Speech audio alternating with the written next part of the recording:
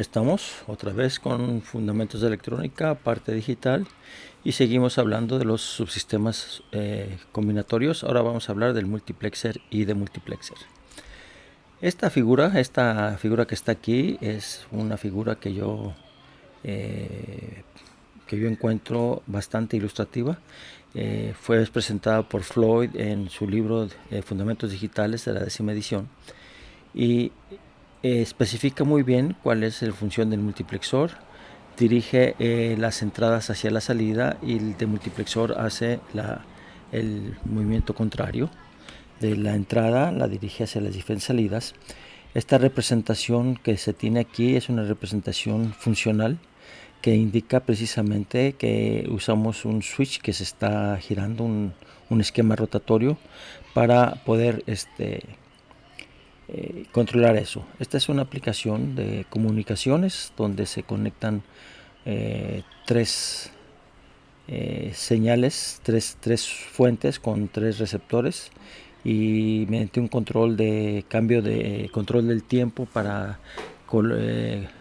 hacer las conexiones, se puede controlar lo que cada uno va a recibir y dirigirlo hacia la persona correspondiente. De hecho, esto era precisamente lo que cuando ustedes escuchan que las comunicaciones usan multiplexing, es justamente esto lo que se está usando. Bien, entrando al tema, vamos primeramente el de multiplexador, que como circuito es exactamente el mismo que el decodificador, pero ahora le vamos a dar un uso diferente. El cambio de nombre obedece no al circuito en sí, sino a la aplicación y a la interpretación que se está dando. Lo que hace el demultiplexer es dirigir una entrada hacia una de las salidas, y la diferencia es que normalmente ahora la señal es una entrada dinámica, como vimos en la figura anterior, y si se utilizan, como es generalmente el caso, 2 bits habilitadores, lo que sucede es que uno sigue habilitando y el otro se usa para la entrada, como vamos a ilustrar en las siguientes transparencias. Y si hay un solo habilitador, entonces agregamos un bloque AND para entonces tener una señal habilitadora y una entrada. Aquí tenemos el símbolo y la tabla. El símbolo, como ven, es exactamente el mismo que el decodificador, solamente que ahora el enable es una entrada.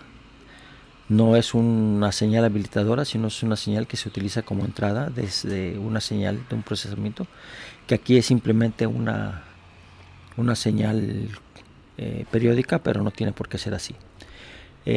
Así que la tabla, usamos esta señal precisamente como parte de las tablas de salida, para que se vea entonces claramente cómo se está dirigiendo hacia la salida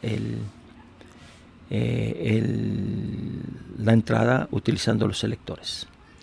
Aquí tenemos el primer ejemplo, ¿verdad? En el caso particular que A1 es a 0, entonces la salida que está recibiendo la señal es la salida Y0.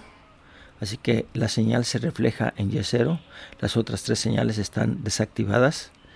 Aquí está para el caso de 0,1, 1,1 y 1,0 respectivamente, ¿verdad? Que corresponde a la manera como se está trabajando aquí la lectura, ¿verdad? 0,0, 0,1, 1,1 y 1,0 como selectores. En el caso de un multiplexor, ahora los selectores se utilizan para decir qué entrada se va a dirigir hacia la salida. Y nuevamente los selectores son un grupo de bits que se leen como una palabra que representa un número binario. Y en la notación industrial A, B, C, D, y el menos significativo es el A. Tiene 2 a la n entradas y tiene 1 o 2 salidas, porque a veces se agrega la salida invertida. Y también puede tener 1 o más bits de control, y aquí está el funcionamiento básico junto con los símbolos. Este es el símbolo que se utiliza, o se utiliza también este símbolo que es muy parecido al del sumador. Aquí están las 8 entradas, aquí están las 3 salidas, y en este caso no se dice 8 por 3, sino que se dice 8 entradas y una salida. El hecho que sean 8 entradas es de inmediato símbolo de que tenemos 3 selectores. Y aquí tenemos la tabla. La tabla son solamente 10 filas, pero si consideramos todas las entradas, que son no 10 sino 13, eso corresponde a una tabla de 8192 combinaciones. Aquí se ve claramente la ventaja de tener otras maneras de expresar estas tablas de funcionamiento. Aquí voy a dar un ejemplo, puesto que a la entrada se dio un ejemplo importante, ¿verdad? Aquí voy a dar otro ejemplo, pero antes de ejemplo, una arquitectura. Aquí tenemos la arquitectura simplificada. Si ustedes ven, esto que está aquí a la izquierda es básicamente un decodificador, y lo único que estamos haciendo en ese decodificador es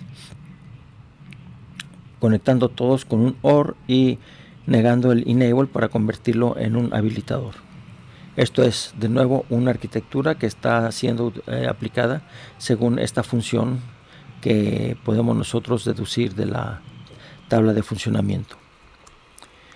Aquí tenemos un ejemplo de aplicación. Vamos a realizar las funciones lógicas. Tenemos una tabla de verdad, y con esa tabla de verdad la expresamos como una suma de min términos.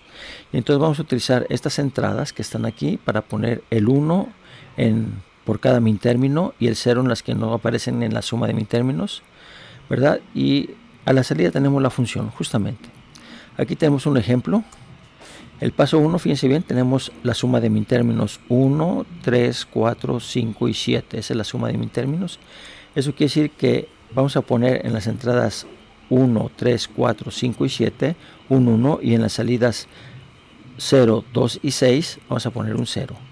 Aquí está la colocación, y lo que yo tengo ahora es los selectores van a ser precisamente las variables de la función FABC.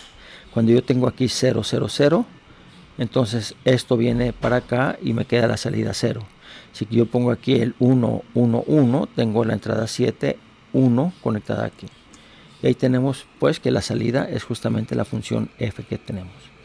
Pregunta, ¿por qué no usamos esto desde un principio?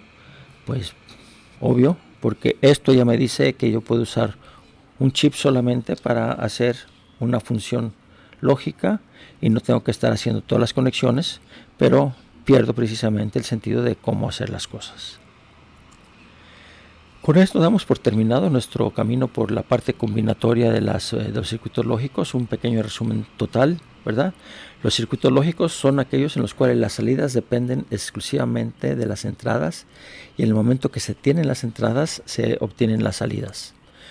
Los bloques elementales son ejemplos de circuitos combinatorios, los más básicos que tenemos, y los presentamos. Presentamos uno adicional, que es el bloque TreeState, que no agrega ninguna función lógica, solamente se utiliza para conectar o desconectar la entrada y la salida. Los subsistemas, a diferencia de los bloques, se definen externamente al igual que los bloques, pero se construyen usando bloques lógicos u otros subsistemas. Hay muchas arquitecturas posibles para todo subsistema, y cuando decimos arquitecturas estamos refiriéndonos que se hace con bloques. Los subsistemas que vimos en clase fue el decodificador de multiplexor. Sabemos que el mismo circuito puede servir para dos cosas: el multiplexor, el BCD a 7 segmentos, el sumador restador aritmético